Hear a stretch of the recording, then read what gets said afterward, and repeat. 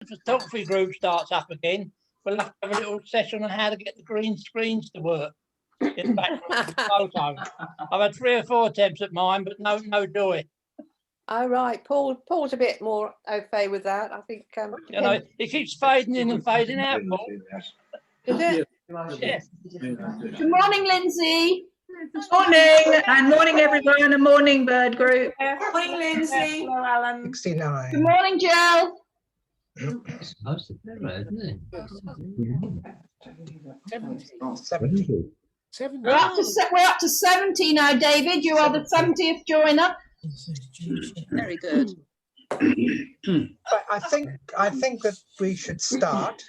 What I'm going to do is I'm going to switch everybody's audio off, except for myself, Philip and Fanny, who should still be able to speak, and of course our speaker. So I'm going to do that now, and I'm also, for your information, recording this particular session because some people have said that they couldn't make it and they would like to watch it later.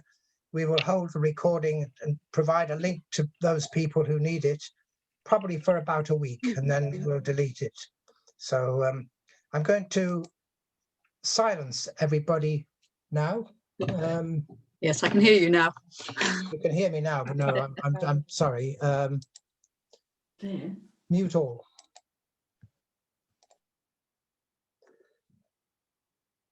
Okay. Philip and Fanny, can you speak? No, you're muted, so you have. Don't worry about it. Mary, you're muted, so you'll have to unmute yourself. I suggest that people go on to full screen if that's a possibility, and to go on to speaker view, so then you only have the person who's speaking in view in a small box, and then the actual slides that Mary's going to show will take up most of the screen. Okay, so I'm putting myself on speaker view. Where's that, Tony? It should be in the top right hand. Well, you're an Apple machine. Oh, actually, no, I can see view, so I click on that. Then do I need it on view? Yes. Okay. Okay. Yeah. Right. Very nice to see so many people. We've got 70 participants, including our speaker, which is pretty good, and many of them are couples. So we're doing, as somebody said, almost as well as we would in a live meeting, but obviously it's a slightly different situation. I would like to say that if you've got any questions during the talk, you can use the chat facility, and after the talk, Mary will address any questions that have been raised through that, or anyone who wants to ask a question after the meeting can use the button called reactions, in which case there's a thing called raise your hand, and that'll tell us who it is who wants to speak, and you'll have to unmute yourself before you ask a question, but I'll repeat that at the end. So I would just like to welcome Mary Newton, who has recently retired as a forensic biologist, having spent 40 years. We've got somebody who is not muted. Right, I can mute her. That's it. Yeah, so Mary spent 40 years helping the police in the investigation of serious crime. And she has dealt during her career with many high-profile cases, some of which she will refer to during her talk. So I'd like to hand over now to Mary, and I'm going to mute myself.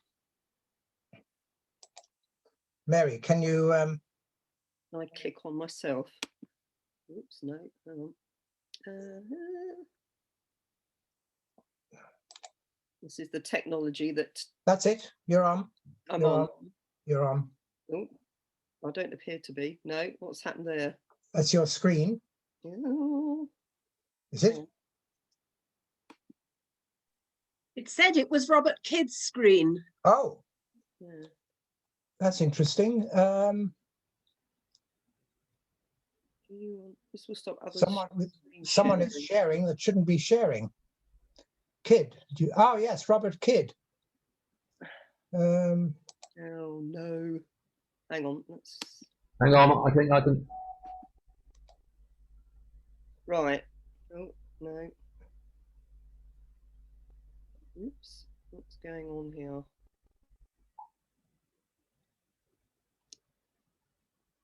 I've removed Robert Kidd's screen. That's it. You're on, Mary. I'm on. Right. Well, hang on. Let me just try again. I don't know what's going on here. You should now be able to share. Right. Can you see? I can see a blank screen.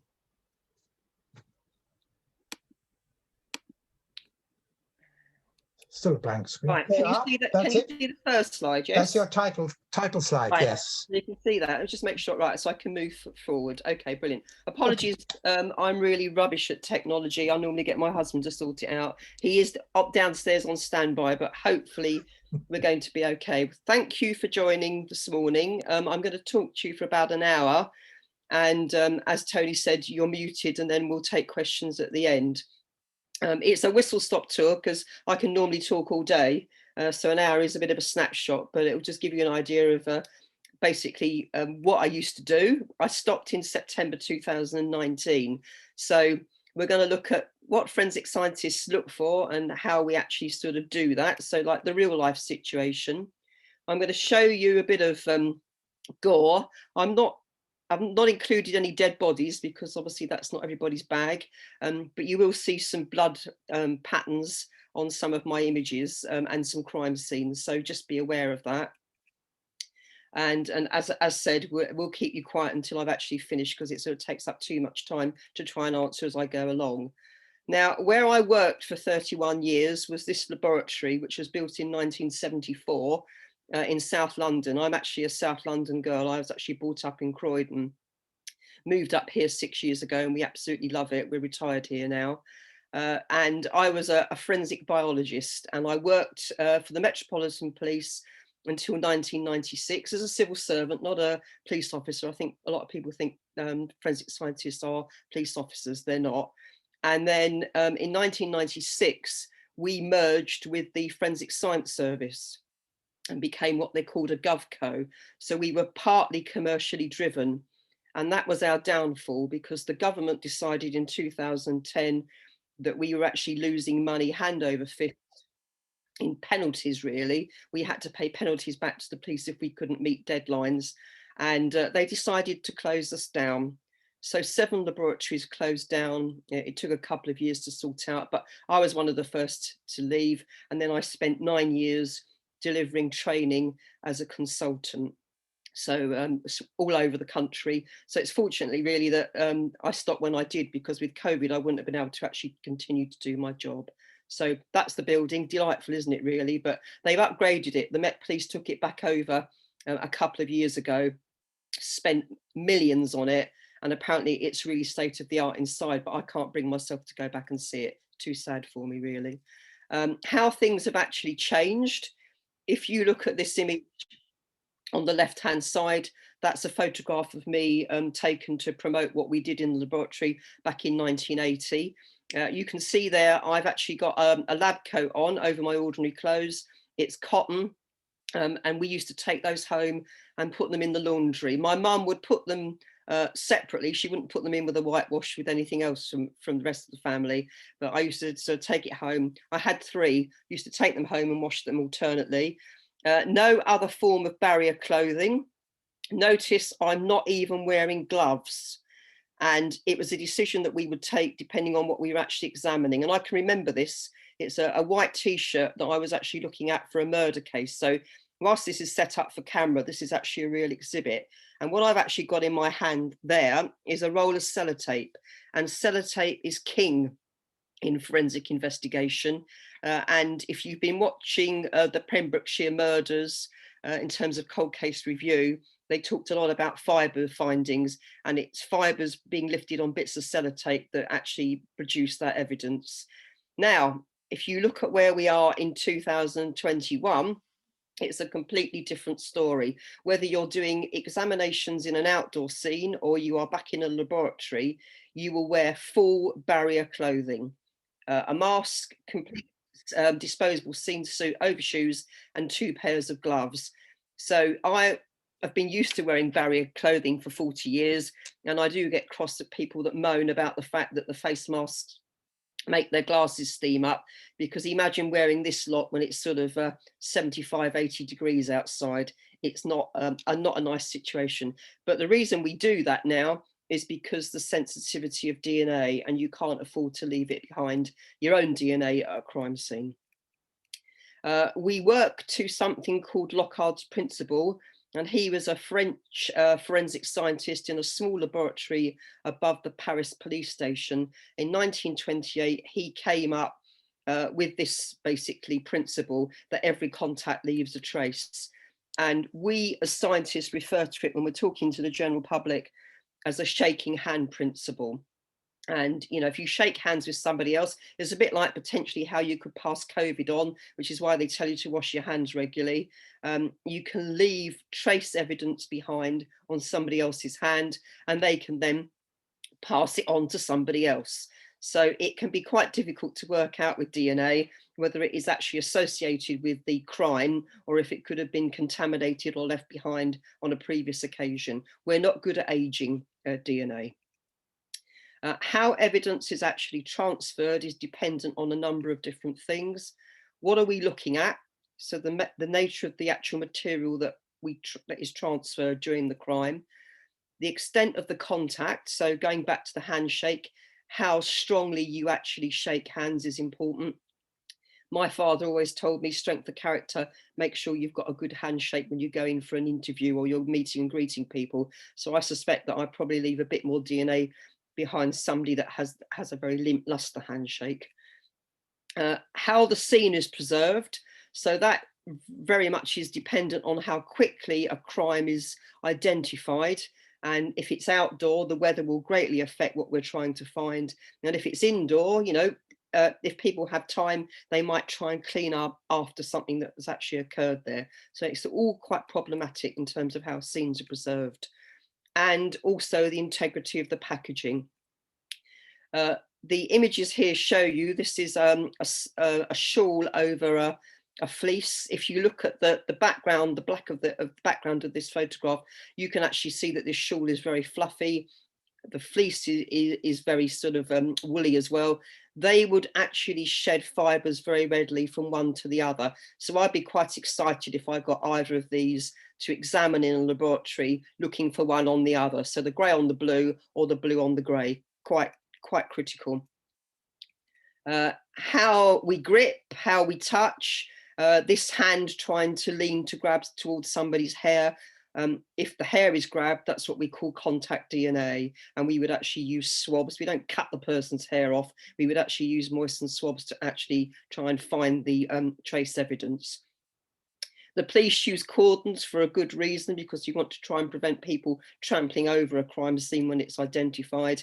And you will have seen on many of the crime programs, whether you watch Silent Witness, CSI programs all over the world, any of the cold case reviews they've had on over the last couple of years, we do use these paper evidence bags, and they can be kept, as you saw if you watch the Pembrokeshire murders, going back into a store, you can retrieve the evidence within those bags and still examine it 30, 40 years later. And I know that for a fact because I worked on many cold cases because I had the career for so long. The source of the evidence comes from lots of different things. Fingerprints are still very critical, and we have fingerprint officers. Forensic scientists don't actually have the skill in the main to actually look for fingerprints, so we have to call on specialists to do that. We might be looking for footprints. We could be looking for things like car paint if there's a car crash, particulates such as glass. If broken glass actually has taken place, we'll be searching for that. You will have seen, again, on some of the cold cases that they've showed on dramas recently, gunshot residues. It's difficult if you live in the country, because you could be standing next to somebody in a pub that actually does go shooting, and the residue particles could quite innocently transfer. So we need to understand where they are and what's occurred, and where the items of clothing have been if we're looking for them. Fibres, as I've said, that was something that I worked on as a forensic biologist as part of the search I would do. Hair, again, I would look for hair. and I would look for body fluids, very important, blood, semen and saliva being the key body fluids. And from those, we can actually then search for DNA evidence. I would normally ask the audience this question, but in terms of DNA in crime investigation, we would actually, we started doing it in 1988. We weren't particularly good at it. And over the decades, we've actually improved. You can now get DNA from particularly a blood spot that you can barely see. You can obtain it from 4 cells. So the techniques we use now are very sensitive. PCR as are used to identify in terms of COVID testing. So you've heard about that on the news recently. So that just sort of shows you, yeah, we can get DNA from blood. You can get DNA from semen. This is what human sperm look like under the microscope, and the DNA is in the head of the sperm. This is what we call contact DNA. Yeah, it's basically looking for dead skin cells on the surface that's been touched. That's a nucleated cell. Any cell in the material with a nucleus, we can find the nucleus and look for DNA. Cigarette butts, vapor, things that are used by people these days, you'll look for saliva. On the rim of a cup or a glass, if it's been drunk out of, again, we can look for saliva there. So these are the things that we can get DNA from. To obtain a DNA profile, we've got to first extract the nuclear material. So we've got to find the human cells on whatever it might be. So it could be taken from a swab, a cotton bud swab. It could be swabbing the surface of a knife blade, looking at an item of clothing, a spot of blood from a crime scene. So it takes time. You know, you see it on these programs and you think, oh, blimey, that's a 5-minute exercise. But the actual searching of the clothing or the crime scene is the bit that actually takes the time. Once we've got the material, it is now potentially possible from extracting the nuclear material to getting a result. You can do it in less than 8 hours. And that's critical if the police are actually holding a potential suspect in custody, because you can hold them in custody and search and undertake the DNA profile and then understand whether it's possible it's their DNA that's been left behind. We look for specific sites within the nuclear material, and we've got different chemicals that will actually identify these sites. And currently, the United Kingdom use 17 sites. And because DNA is inherited, you get one bit of information from your mum and one bit of information from your dad. If we get a complete full DNA profile from something, it's got 34 numbers in it. So 17 sites, 2 numbers from each of those sites. We then separate the DNA according to its size. And I've put there, it's a bit like a coin machine separating out your loose change. And all of us have different size pieces. So it's a bit like a lottery ticket. You know, a couple of us in the audience might have number 7 at one of these sites. So we have the same number, but we'll have a variable number of different numbers, which makes up the lottery ticket or the DNA profile. So we separate out using like an electric current, basically. And the heavy pieces will actually move through the jelly because they're heavy, and the light small numbers will actually stay at the top. It produces a unique DNA profile based on this size difference. And this is just to show you quite simply what it looks like. So this is a number, the vertical lines that you see, the lanes, have a number of different profiles of different people's DNA. And all of these white fluorescent bands are the bits of the DNA. So these are the numbers that make up a DNA profile. We run a ladder of a known DNA profile to make sure that everything's actually running correctly. These bits of information are then fed into a computer and it will actually produce a DNA profile. So out the other end, this is what a DNA profile looks like. So that's a site of one of the 17, that's another site. And the computer has created like a graph and it's worked out the height on the graph and what the numbers are. So you've got 15 and 17 at that site, 16 and 17 at that site for this person. And it's these numbers that are then fed into a national DNA database. We do this every day. I helped create the database in 1995, and obviously it's still running.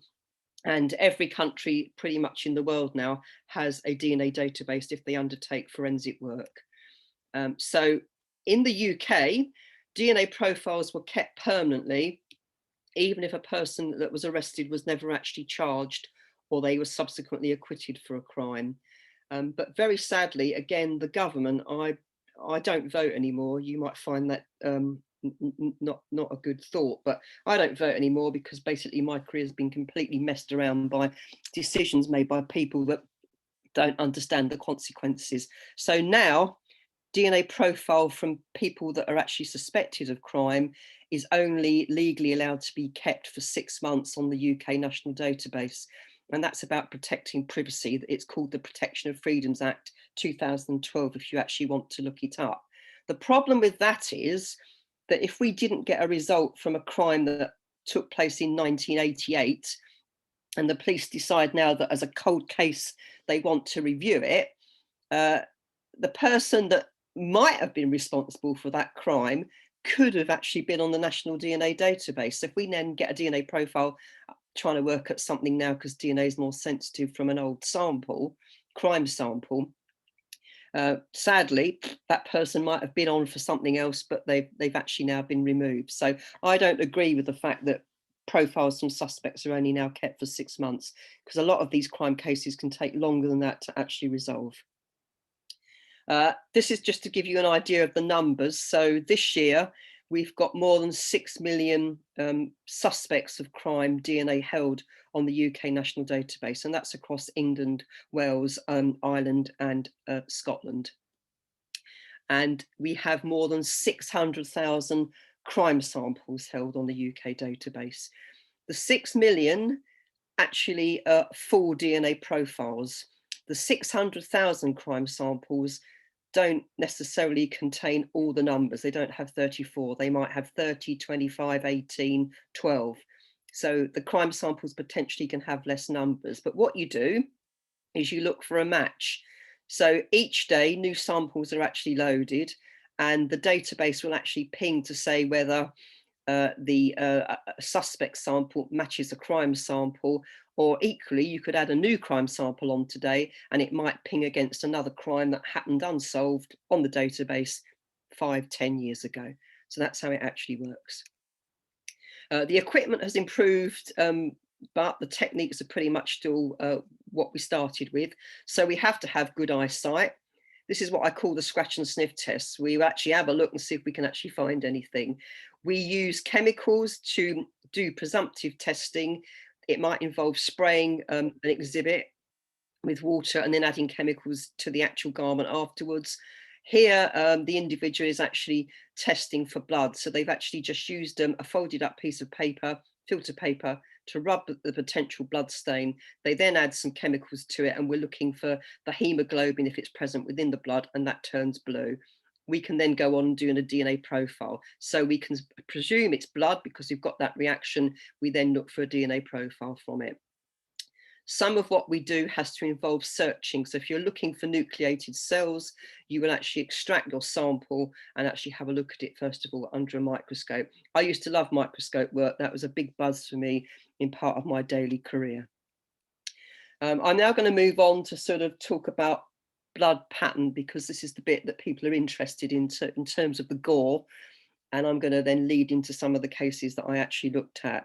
So the training that we have to undertake is to actually look for the patterns of blood and try and interpret what we're dealing with. So what you first see here, this is if you had a nosebleed and you were shocked by it and the blood dripped from your nose straight directly down onto a flat surface, that's the sort of thing that you would actually see. Then the blood, depending on what you do, can actually sort of start to move. So with a bit of movement, it starts to sort of change its shape around the edges. It becomes a bit more fringe-like. More movement, this is the sort of thing that might start to flick off somebody's hand if they actually had blood on their hand and they've just dropped their fingers. It's the sort of thing that you might actually see on a wall. And it then becomes more interesting shape the more that it's actually sort of flicked around. And moving on to this exclamation mark, this is the sort of thing that we would look for if we go into a murder scene to see where the blood is. So I would be looking at ceilings and walls for this, because you'd quite often get arcing of different sort of exclamation mark stains where a weapon that had blood on it is actually moved back and forth to actually sort of demonstrate that there is blood present.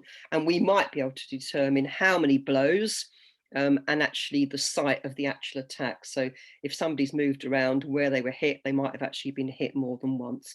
So that's what we do when we go to crime scenes. But I'm also looking for these sorts of stains on items of clothing from victims and suspects involved in crimes where blood might have been distributed. This was actually one of the cases that I worked on, and it was known as the Chillingdon murders. There's a village in Sussex, and I'm sure a lot of you in the audience will actually recall this murder case being on the news, because it was very shocking. It was a mum and her two daughters, Megan and Josie Russell, and their black Labrador dog, I think the dog was a Labrador, and they were walking home. They'd been for a swimming lesson, and mum had actually sort of gone to collect them. And very sadly, they were found along a very quiet country lane on the route back home by a dog walker. There's a surprise, that often happens. And the bodies were actually in the sort of foliage here in the shrubbery along this actual lane. So the police were called, and if you have a potential murder scene, you also have to have a pathologist to actually ensure and record that the bodies are actually dead and to help with the time of death. And when the pathologist actually got there with the police, they actually found that Josie was still alive. So she was taken to hospital. She had very severe head wounds, and it took many months before she was actually able to communicate and give the police a bit of information about what had actually happened to them.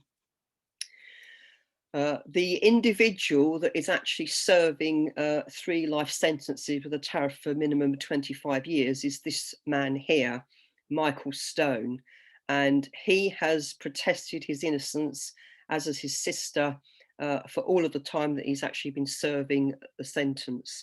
So as a result of this, some of you might have seen it, that there was a 2-part BBC documentary aired in 2017, and you saw a panel of experts sitting around the table, lawyers, head lawyer, and I'm going to be ageist now. There was actually a young female scientist, forensic scientist, that was helping them review the forensic case files. Now, you can appreciate that the case files for this investigation were massive. They were huge ring binders, and they actually sort of took a lot of time and effort, work, exhibits that were examined. So she had the ring binders on this massive big desk for this documentary, and then she referred to this exhibit.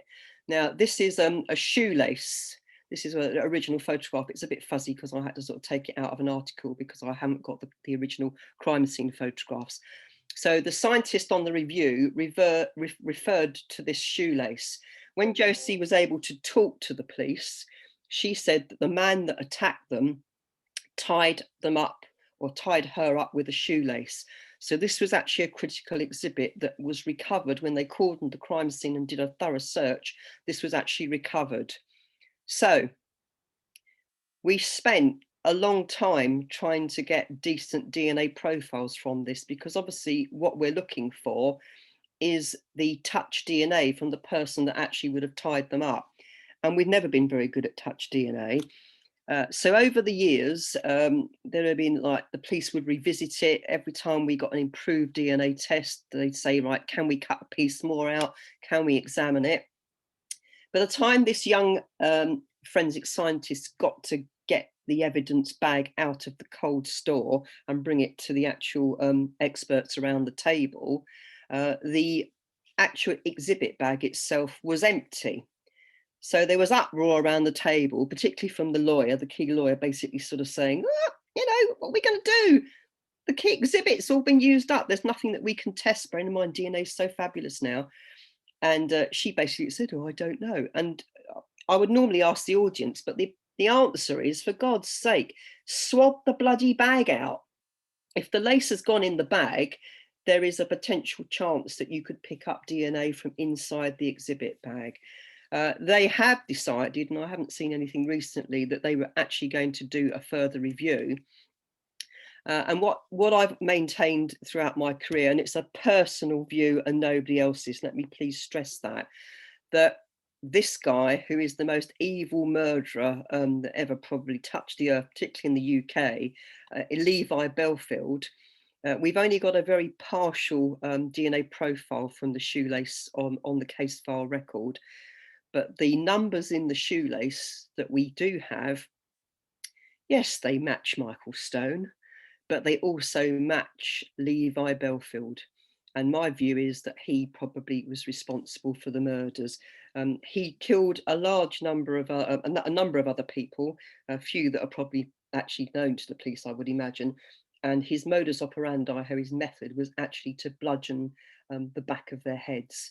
So this is what happened to Lynn and Megan and Josie Russell. So watch this space, basically, is what I'm saying.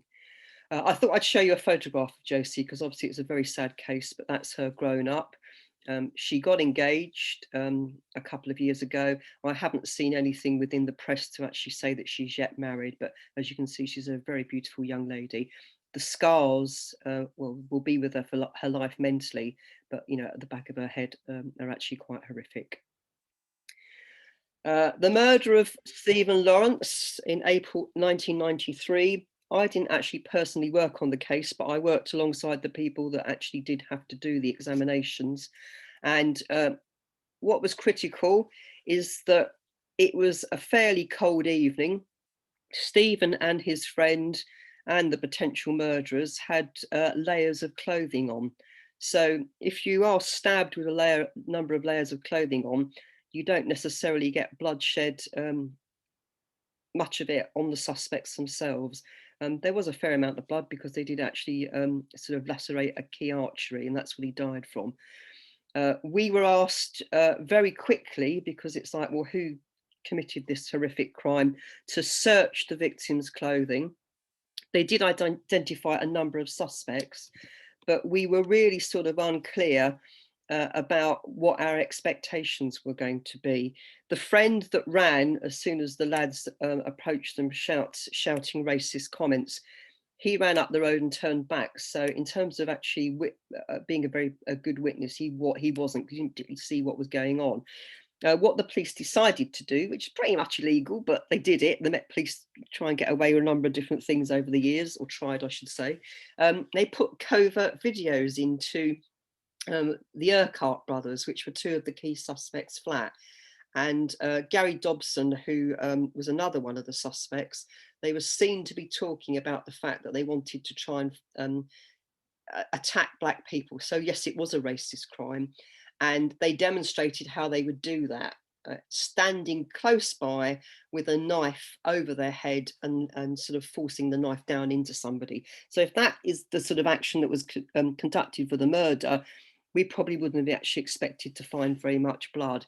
Now, before we search for blood, one of the things that we always used to do, the police have to pay extra for this service now, but back in the day, we would always tape with ordinary sellotape over the surface of any garment in a serious crime before we then searched it. So in this particular case, we would be looking on Stephen and suspects' clothing for blood, but first of all, we actually taped it. And those bits of sellotape are kept on record. And again, they can be kept for 40 years. You could go back to them and still search them for evidence. There was a couple of private prosecutions, but in 2012, another laboratory agency, the Laboratory of the Government Chemists, Eurofins they're known as now, revisited with the luxury of time. Hindsight is a wonderful thing, and they were basically given free rein to have a look and try and work out if they could find anything. And on the contingency tapings, they found some very tiny flakes of blood from one of the suspects' clothing. So blood was found on Gary Dobson, who was one of those key suspects on the covert video recording, and he was actually then found guilty and charged with murder. Now, the investigation, we shouldn't probably talk about money, but I just thought you'd be interested to see that with everything that was done initially and with the reviews that were undertaken, it actually cost nearly £4 million to actually do the forensic work alone in that particular murder case. This is an interesting case that I went to the crime scene for. A mature gentleman, I know I probably shouldn't say elderly anymore, a mature gentleman was found slumped in his very comfortable armchair, conveniently close to a lightly painted wall. I have to say, I do like it when it's a plain surface, searching for blood at the background. There was a sort of table close by, but on the wall was this really extensive area of blood. And this is what we call an arterial gush. So if there is a potential wound and the heart is beating, the blood will actually pulse and it might then appear on a surface. So this was an arterial gush. So the mature gentleman was not seen for some while, and neighbours reported it to the police. Police broke in and found him in the chair and thought that he'd been murdered. But it transpired that he actually had a habit of sticking matchsticks into his ear to clean his ear out. And on this particular occasion, he pushed too far and he perforated his eardrum, and he bled out from the perforated eardrum. So don't stick anything in your ear apart from your elbow, basically is what I would like to say. This was an interesting situation. We had a crime scene in Fressingfield a couple of years ago, or potentially a crime scene. I got out of my car with a number of neighbours and friends. We were heading to our quiz night that was always on a Sunday evening. I do miss those, I have to say. And it was still light as we were going in. And all of my friends' neighbours were sort of saying, "Oh, Mary, look at this. Is this blood?" And I had a look and I went, "Yeah, I think it is." I didn't have my blood kit to test it with me, but the potential blood trail was all over this ridged, very attractive, I should say, concrete car park surface with a slightly bigger area here. It stopped at this point, it had moved from and started up here. Now this is our very, very well kept bowling green, and there's a gate across here, and if it's used, the gate's open, but other times it's kept closed to ensure that the lawn surface is kept immaculate, basically. And when we looked across, we could see potential blood on the actual grass itself. Hang on, sorry. On the grass area itself here.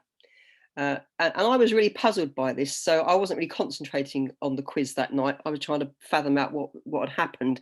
A number of my neighbours said, "Oh, it's an injured animal." And I'm not so sure about that. So I went home and I did a bit of research. I put some water in a bucket. We've got just flat patio stones at the back of our garden. But I just sort of did a few things to try and fathom out what happened. And I decided that this was somebody that had an injury to the heel area of a foot. And the blood had probably started up here. I asked my husband the next morning when he was walking the dog to go back and take these photographs. And I said, "Could you take some photographs up on the grass for me?" And when he got back here, just to show the difficulty with crime scene, the blood had gone. It had been washed off by somebody that wanted to actually sort of get the grass looking nice and beautiful, bright green again. So the blood had been hosed off up on the grass. So he took these photographs, but I thought, well, the blood started here. It sort of got down this far, and then it looks like the person has been helped and probably put in a vehicle and driven 5 minutes around the corner to our doctor's surgery for somebody to have a look at the injury. I gave this talk showing these images to the British Legion in Fressingfield, I don't know, a few months after it had happened. And unbeknown to me, there were two people in the audience that actually witnessed it. And they said, "Yeah, you're quite right. It was somebody that actually cuts the grass up, cuts the lawn. And he'd used, they've got a fabulous lawnmower with a spiky bit attachment on the back of it. And he put it into reverse rather than going forward. And it actually pierced the back of his foot. He kept his socks on until he got down here. And that's why there's more blood, because he took his sock off and then they put him into the car and drove him around the corner. So what I concluded was actually correct. So it was a bit of research at home, but ridged concrete doesn't always give you nice flat stains. So the patterns I showed you a few minutes ago with the angles on it, it can be quite difficult to determine what you're looking at. Another case that I worked on was the murder of Billie Joe Jenkins, which took place in East Sussex in February 1997. And her foster father made a 999 call, basically saying, my daughter's fallen, she's got head injuries, there's blood everywhere, she's on the floor, please come. So of course the ambulance turned up, police turned up, and he was subsequently accused of murdering her. They had quite a volatile relationship from witnesses that had come forward. So the foster father was actually charged with the murder. We only had circumstantial evidence, and there were very, very tiny spots of blood, 158 in total when we added it all up, found on the front of the foster father's clothing. 3 trials took place for this particular murder investigation over 9 years, because basically the jury could not conclude overall, they couldn't reach a verdict that he was actually responsible for the murder. He was very good in court. He spent a total of 11 days over the trials giving evidence to sort of say how he found her and the fact that he wasn't responsible for what had actually happened. The defence lawyers contended that the blood that was found on his clothing could be due to the fact that if he'd leant over her, which he claimed that he did, to check that she was breathing, where she sort of took her last breath and the blood in her lungs, and if that was then sort of expirate in terms of like splat, coming out of her mouth, the tiny amount of blood that was present on the clothing could be due to that. But they never really had a good defence forensic scientist that could sort of demonstrate it in a good enough way that the jury concluded that that was possible. On the last trial, the forensic defence expert went a step further. He got a nurse to draw some of his own blood. He put some of that blood in his mouth. He got a big sheet of white card by the side of the jury. He explained how the findings could be possible, and then he coughed onto the card to demonstrate the blood pattern. This investigation with the trials cost, and the appeals cost, £10 million. And the murder weapon was a tent peg that had her blood on it. So that was believed to be the thing that was used to actually bludgeon her with. And we have to, on many occasions, which we did in this particular investigation, try to find out how the blood could have got on his clothing. So we would buy similar items. We get the police to go out and sort of try and get the same sort of items that the individual would be wearing. We would then get a forensic scientist of similar build to put the clothing on with blood and do different things to try and see whether we could actually recreate the pattern. It was quite difficult to do, and we didn't really sort of get a definitive answer. But this is the pattern of the blood that the defence expert coughed onto the sheet of card with, and the jury looking at that with the pattern that the small stains that were found on the front of Sean Jenkins' clothing, they actually sort of said no, he didn't murder her. It was a result of him kneeling beside her. So he was released from prison. I had the real privilege in 1991 to go to an exhumation, and it came about because the police became involved with what was originally thought to be an elderly, mature gentleman that had actually died of natural causes. He lived in a block of flats on the first floor, and he was found at the base of the concrete staircase on the ground floor with head injuries and dead. So it was thought then that it was an accident. So it was an accidental injury that he died from. Over the preceding 18 months, a number of neighbours that lived in the block of flats started to actually ring and talk to the police to say that there was a younger man living in the flats that was actually pressuring them for money and basically saying, if you don't give me money, I'll push you down the stairs. So the elderly gentleman that they thought died of natural causes, they then thought he's been murdered. So they decided that they're actually going to exhume the body, and we were invited to go along, basically. The reason being, I'd spent 48 hours of my life in the concrete stairwell of the block of flats trying to search for blood, be it from him or from anybody else. Now, it was a social housing block of flats, or council housing as it was known then. And I've never seen such a clean stairwell. It smelt of bleach, so whoever looked after the flats and the stairs kept them very clean. So 48 hours of my time was spent and I didn't find anything of use. So the police have said, well, you're involved now. Would you like to come along and watch the body being exhumed? So I went. And it was the same year that Silence of the Lambs came out at the cinema, which is still, apart from The Greatest Showman, my favourite all-time film. You know, different ends of the spectrum, but Silence of the Lambs is up there big time for me. Now, if you remember, Jodie Foster and Senior Detective in Silence of the Lambs, I rewatched it over Christmas. That's really sad. They actually used the equivalent of Vic Vapor Rub under their nostrils if they were dealing with bodies that might actually have been down or buried, rotted for some period of time. So basically, I took my jar of Vic Vapor Rub with me and got to the cemetery in South London. We had to get there before the sun came up, so it was very spooky. So we were sort of in the cemetery. It's a very big cemetery, and we were actually right on the edge of the cemetery. So this is a cemetery in South London here. And the grave that they had to dig to exhume from was right by a brick wall. So they were digging away, and it was really warm, you know, early hours of the morning in August. It was a nice warm year, digging away. And they decided, because it was such physical work and there were about 20 people around watching, we had the sheriff of the district, we had to have the original funeral directors, a couple of forensic scientists, police, you name it, you know, a few voyeurs within the police that wanted to watch. So there were 20 of us actually standing around the grave while they were digging it.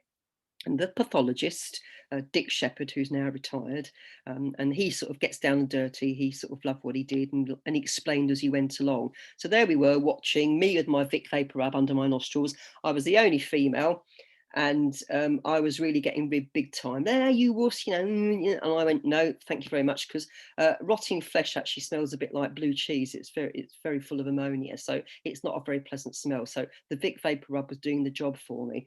Anyway, as it started to get daylight and people were then commuting to work, we realised that the brick wall with the gravestone was actually on the other side of the wall. There was a bus stop, and double-decker buses were then started to pulling into the bus stop and looking over, and they could actually then sort of see what was going on. So we had to eventually put a tent round so that we could actually sort of carry on the dig.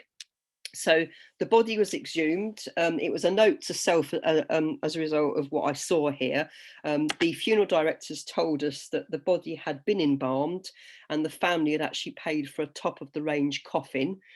And it was in a single plot. So it wasn't like there were lots of other sort of coffins on top of him. It was a single plot.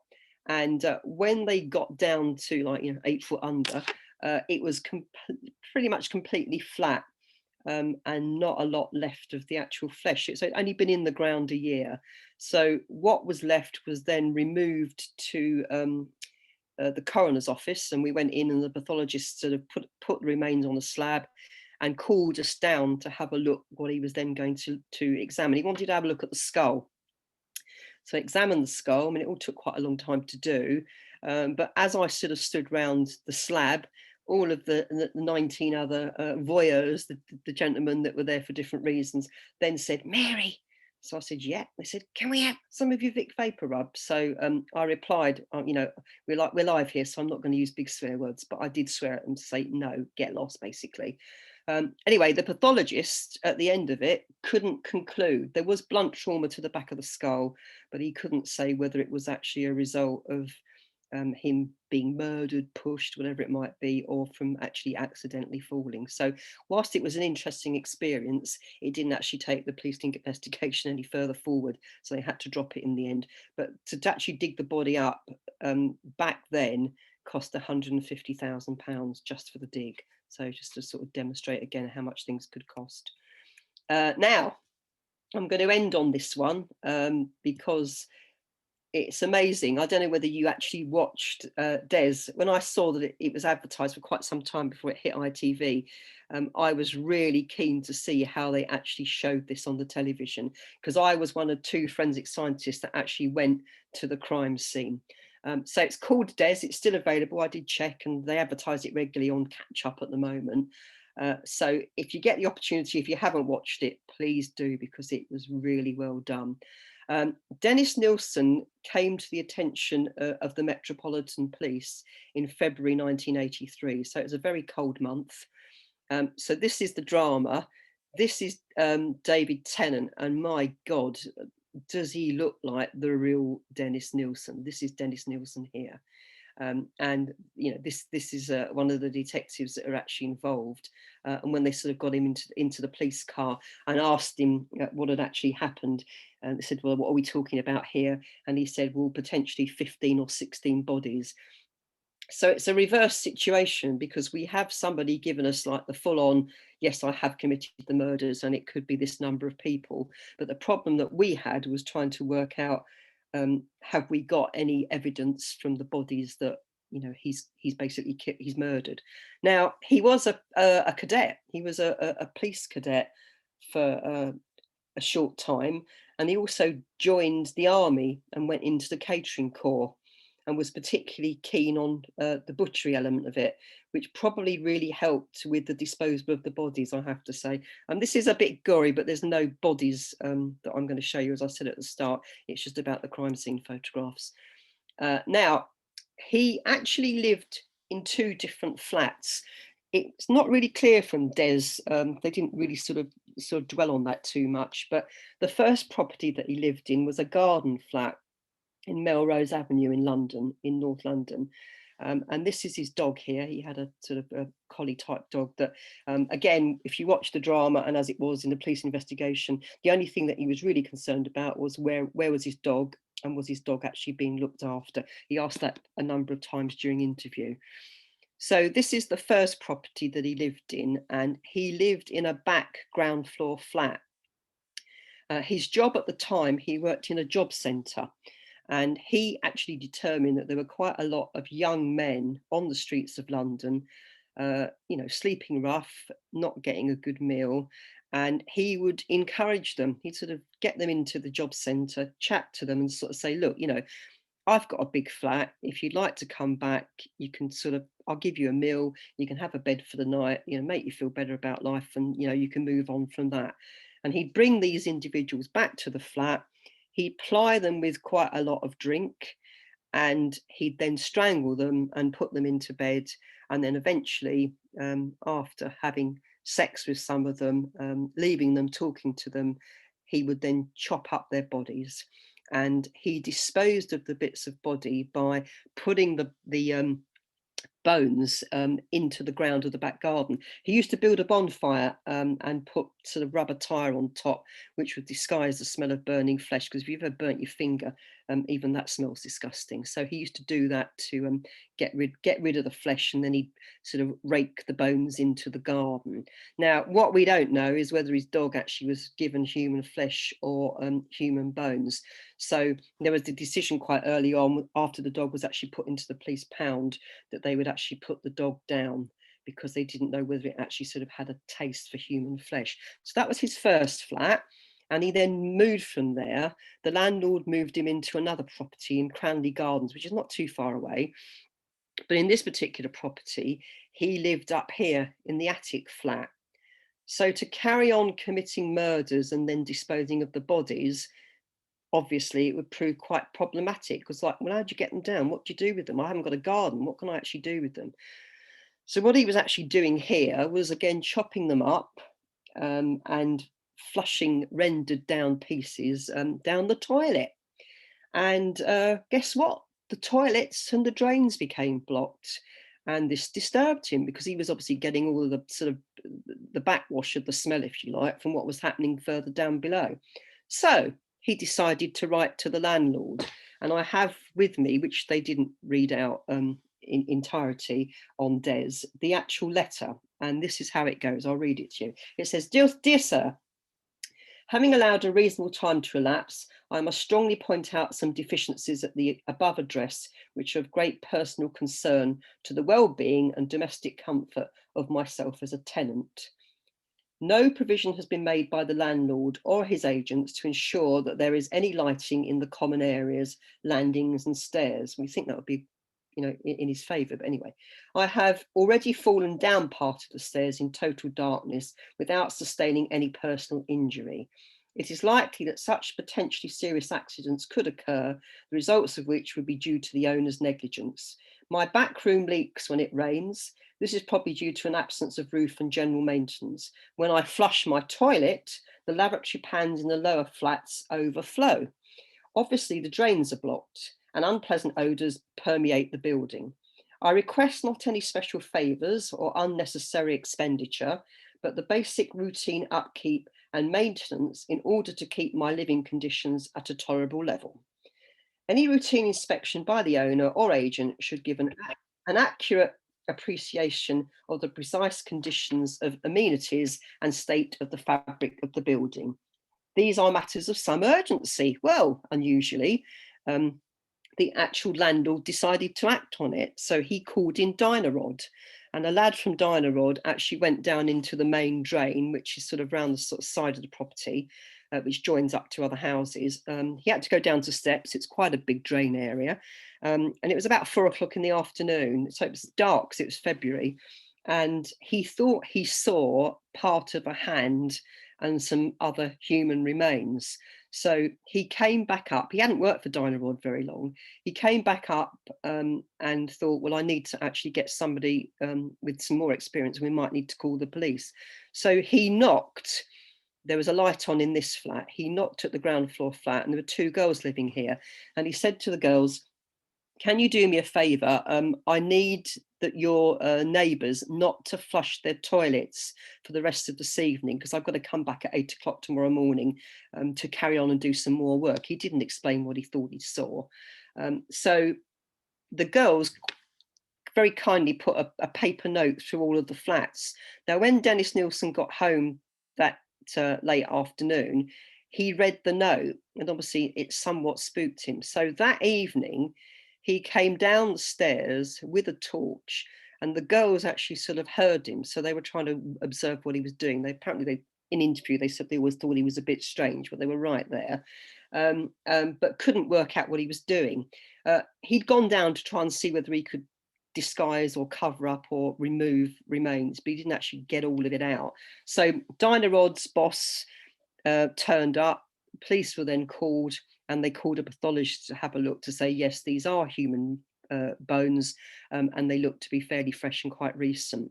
So from that point, the police were then called, and as those of you that saw Des, they went and knocked on his door and basically sort of said, you know, we've come about the drains.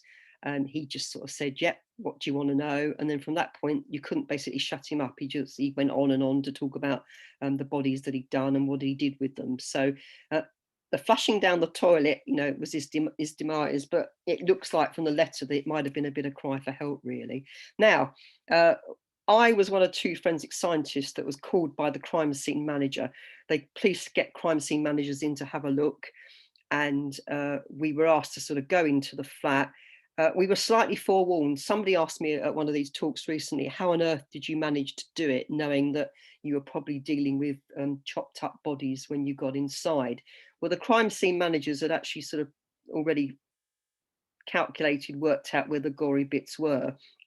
But we were in to try and help them with how bits should be removed and actually looking at it as a crime scene. So again, for blood pattern, but as Dennis said to the police, and in his book that was written about him, or various books, once the body is dead, the heart is not pumping. So as long as you put the body on a big sheet of plastic, you can actually cut it up with minimal blood loss. So we didn't really find anything.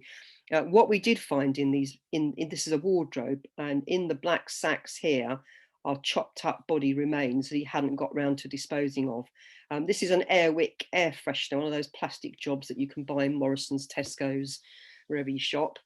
I can't buy them. I can't look at them. It's one of those things that in terms of post-traumatic stress disorder, it affected me big time, because apart from a rotting smell, what you could smell in the flat was the odour of Airwick air fresheners. So these are body parts in sacks that were identified when we got there.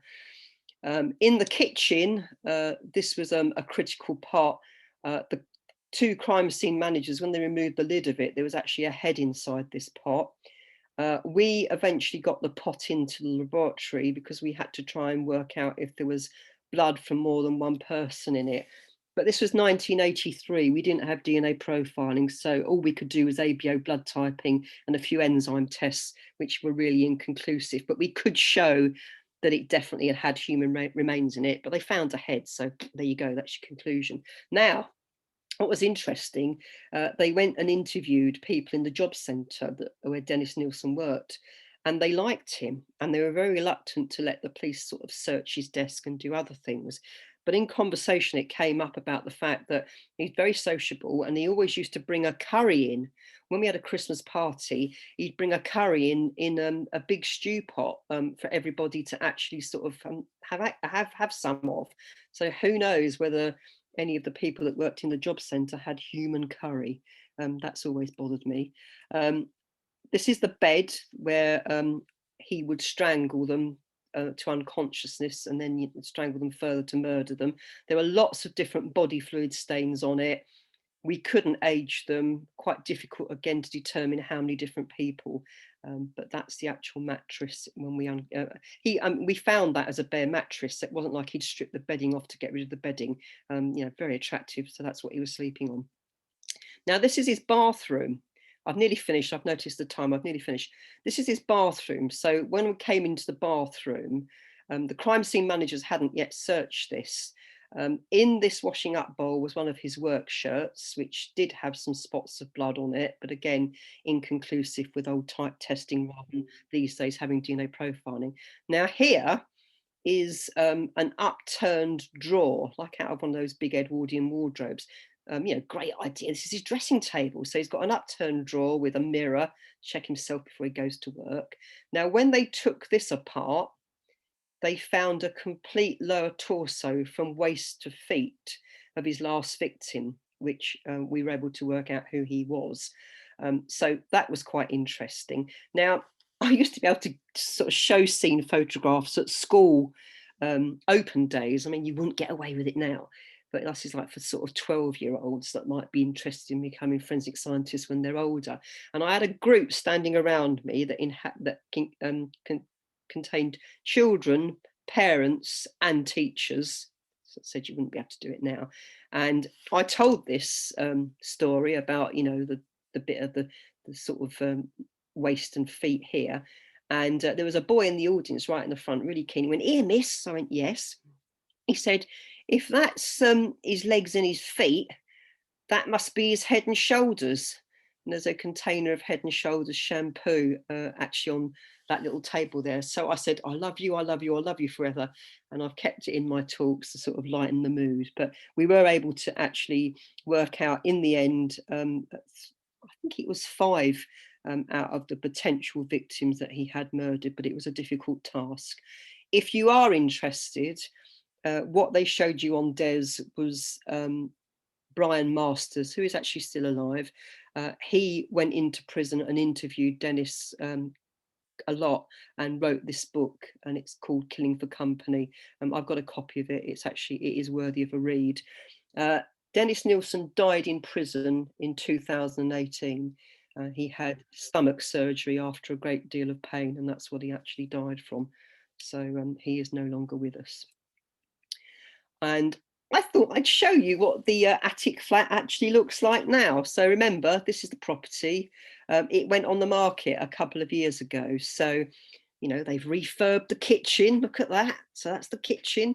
This is the bedroom, not the same bed. And this is actually where the drain is, in this area here. So where the Dynarod chap had to go down and actually uncover the drain. It went, whether they knew it was Nilsen's flat, I don't know. It was a small attic flat for 550,000 a couple of years ago. So I thought you'd be interested in that. So there you go. Thank you for your time. And I've got to try and fathom out now. Let's move and try and see whether we can get to any questions. Right. Hello. Can you hear me, Mary? I can, yeah. Good. Thank you very much. That was fascinating, if not gruesome. Gonna be more gruesome, I guess. If you can maybe unshare, can you do that right at the mine on the top of the screen? Oh yeah, hang on a minute. I've got photos, so I can't. Oh.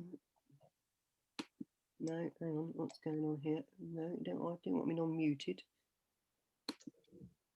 Stop video. No. No. Rename. No. It should be stop share.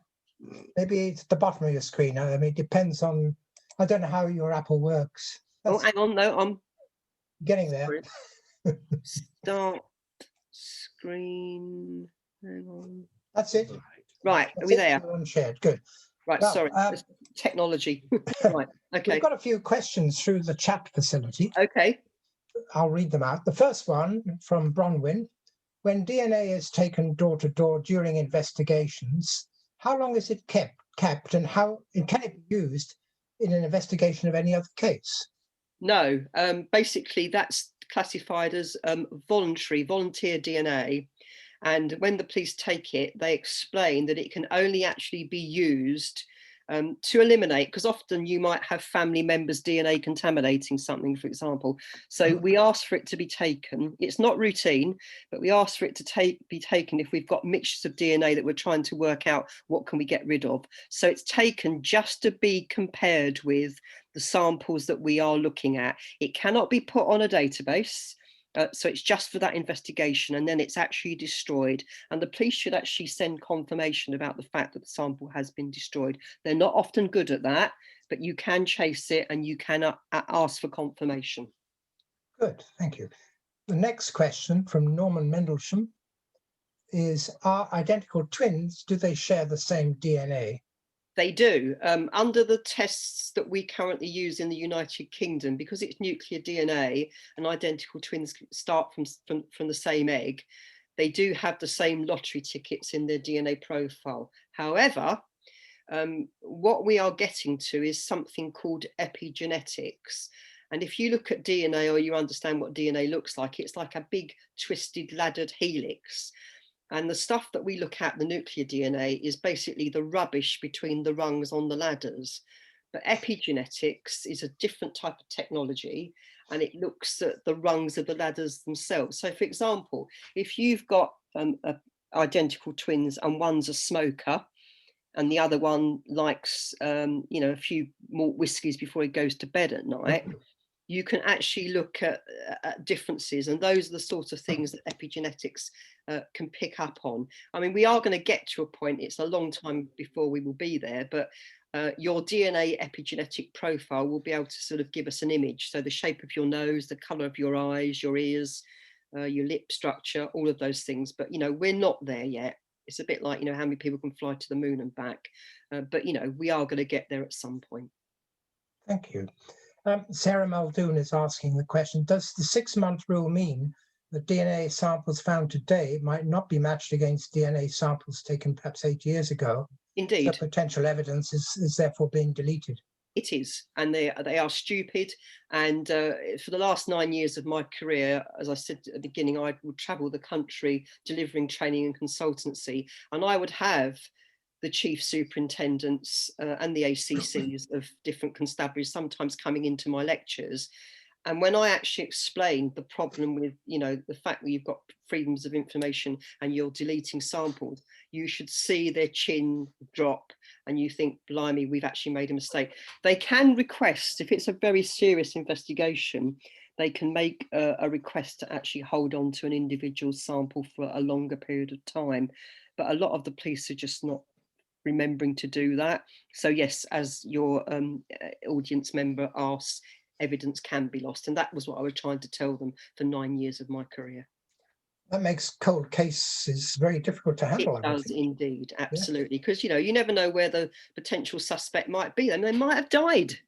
They Yep. might have been buried, they might be long gone, but you know, for us, for the family or whoever is left behind, you're trying to actually bring it to a conclusion. So that's the Absolutely. problem with it. Okay, the next question from Georgie Livingston. How did AIDS affect forensic investigations in the 80s, if it did? Well, all we would ask, and then it's always been the case, we've had to be very clear if anybody suffered from an infection, you know, whether it be hepatitis, because that's quite a key one if you're looking for blood. So if the police were aware of the fact that, you know, the individual or the samples that we were looking at, it might be from somebody that actually had AIDS, then we would wear extra barrier clothing and we would be in a room where no other scientists could work. I mean, the areas that we work in are sort of like huge laboratories, so it isn't impossible for, you know, a number of different scientists to be working on different things, you know, with social distance, but with gaps. But if we knew that it was a potentially infected sample, we'd have to actually be put in a room on our own. And unfortunately, it did actually make you more nervous. I mean, you know, don't ask me why, because all the time you're dealing with the unknowns. Unless somebody tells you, you've got no clue what you might be looking at or what you might uncover. So that's what we did. Okay, thank you. The last thing I've got on the chat is actually a comment from Tim Hartston. He says, met the governor of the prison that Nielsen was in. He said he was the absolute personification of evil, just which probably sounds a good description. Yeah, I mean, you know, I absolutely agree. And you know, why do I do these talks? But it actually helps with the trauma that I suffered, because through all of my career, even up until the point that I stopped doing bench work, which was, you know, not 31 years I did the solid bench work, occasionally another scientist would show interest because it was gory and what you're doing, but nobody really took you aside and said, how are you? How has this affected you? Are you sleeping at night? Do we need to do anything to help you out? So by talking about it, it's probably how I get through it, really. And yeah, I mean, just the atmosphere going into that flat, I can still feel it. It's giving me goosebumps now. So yeah. I can imagine. Right, has anybody else got a question they would like to put to Mary? Is that Alan? Your sound is muted, so you need to unmute your audio.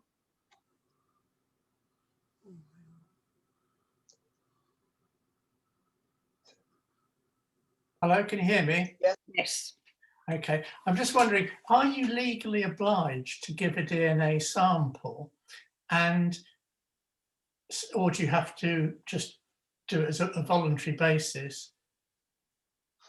If you are a suspect in a crime, yes, you are legally obliged to actually give your DNA. But no, not as a family member. If I actually said to you, look, you know, police came and said, look, you know, we've got a problem with what we're trying to look at. You were in that room. I mean, it's a bit like the bowling green. So say if that was a real crime scene, you know, we might be potentially sort of saying we need to take DNA from everybody that was bowling that day. But no, you are not, unless you are a prime suspect, you are not legally required to give your DNA. Okay. Could you go back to somebody who had a DNA test that was destroyed and ask them for another DNA test? Yes, you can, but it does prove quite problematic just trying to actually sort of find them. But yeah, you can do that. Presumably the door-to-door DNA that people are requested to provide, that's voluntary as well then, is it? Because they're not necessarily suspects. Oh, no, it's voluntary, yeah. Yeah, okay, good. Are there any other questions?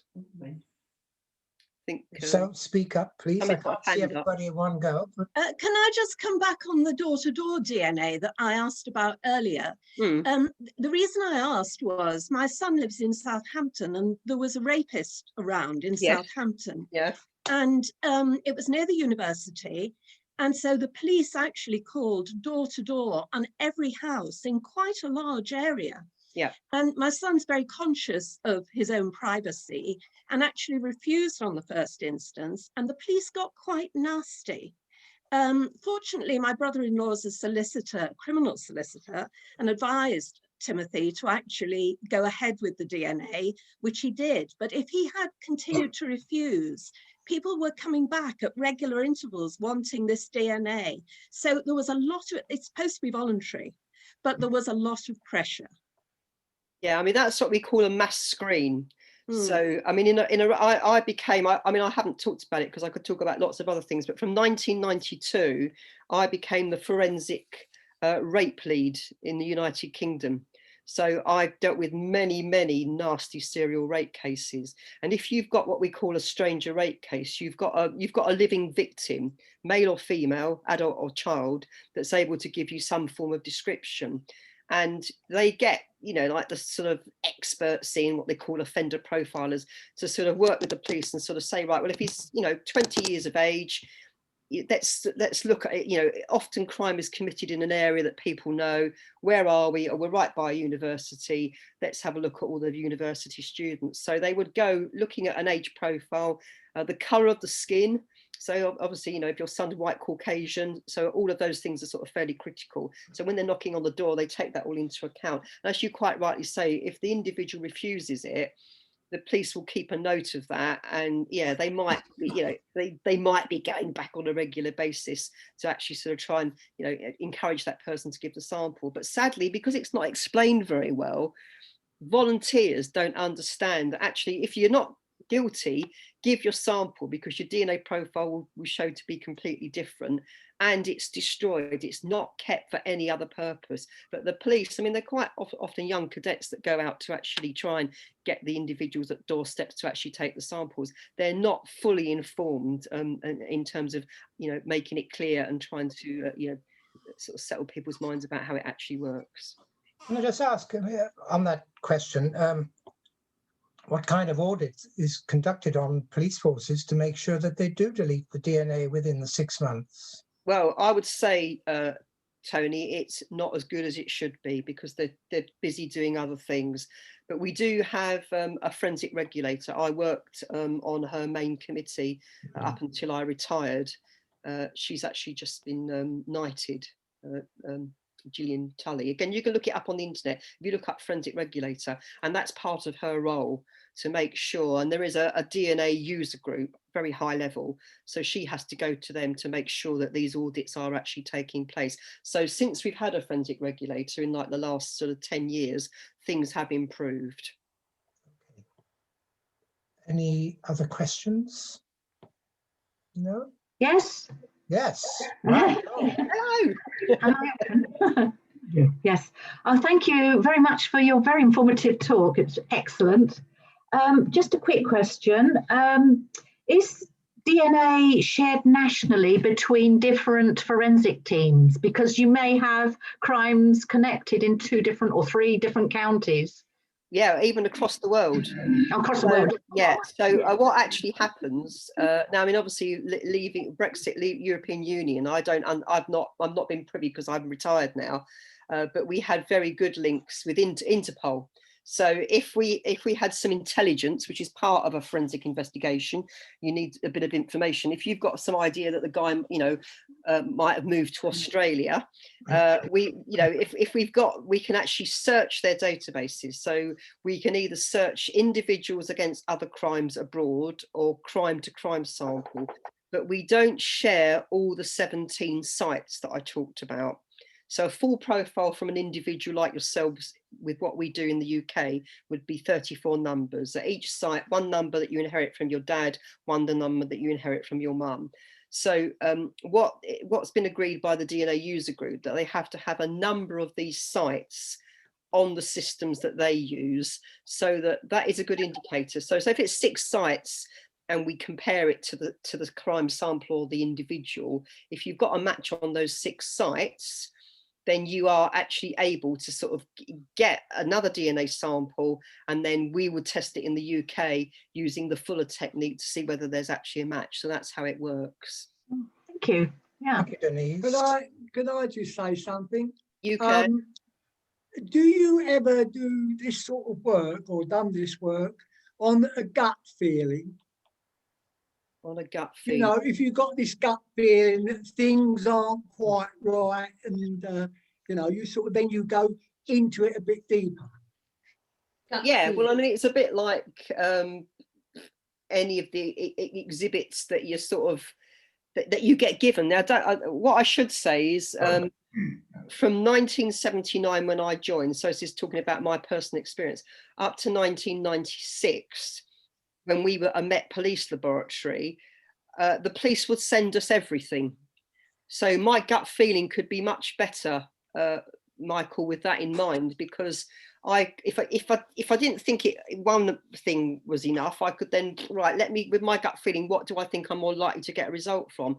Because everything is paid for now, and to get an item out and quickly search it for blood, just to look for the blood on it, not test it for DNA, that's about £300 for one item.